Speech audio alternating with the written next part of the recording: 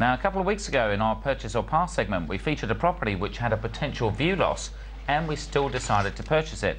So this week we check out another similar property and debate whether to buy it or not. Now, it's a 2-bedroom, 1-bath unit with undercover parking, 10.9 kilometres from the CBD. It's in a small boutique block of 9, and at the rear of the block there's only 1 unit per floor and only a small common wall.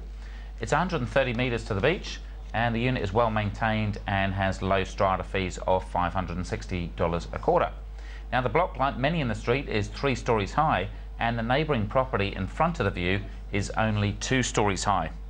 So what I thought, Charles, to start off is we might actually decipher some of the real estate language just to see exactly what it means.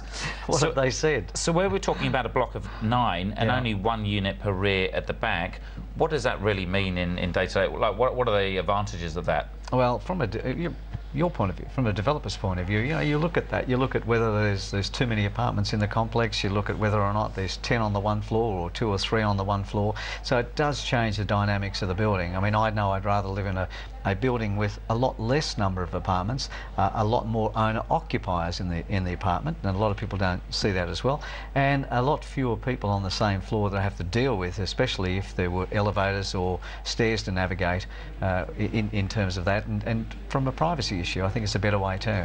Exactly. So I think the way this is operated is you come in the main entrance at the front, and that's access to 6, whereas if you're on the back part, there's only 3 units, so you're not getting doors crashing and the rest of it. So it's a bit of a peaceful life. It is a bit of a peaceful life, but looking at the size of that property, 71 square metres, although in the area it's in, there's quite a few apartments like that. For you in the Blue Mountains, your garden shed would be...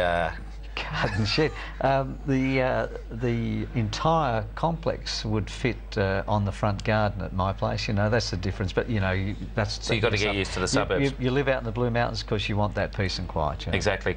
Now, one of the other things, undercover space versus garage.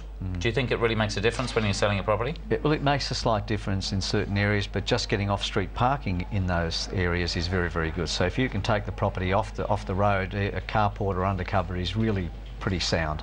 Yeah, and certainly, as you said, 71 square metres. There's actually, if you look at the floor plan, and that's including garage, so it's actually quite a small unit, so maybe 55 square metres.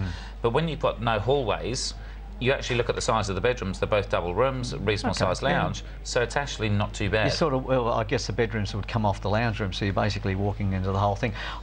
My biggest concern, you're really paying for an outlook. Now, what happens if they decide to build higher than you are across the road or down the road, and they block out everything from there, that point of view? And that's definitely a possibility, because a lot of that's happening now. Yeah, and so one of my points in here was that because you haven't got a really big unit, you haven't got big balconies or anything, you're actually going to be paying a price for that view. And so if you lose it, then potentially the property will go down in value. Look, you know, Chris, there are a lot of properties that are hidden. I spoke to a lady at security at Qantas when I was walking through to go to New Zealand the other day. Strange place to talk real estate, but she bought a house in Hurstville, and she said, hey, you know, that area's taken off. I said, yes, because it's a hidden gem.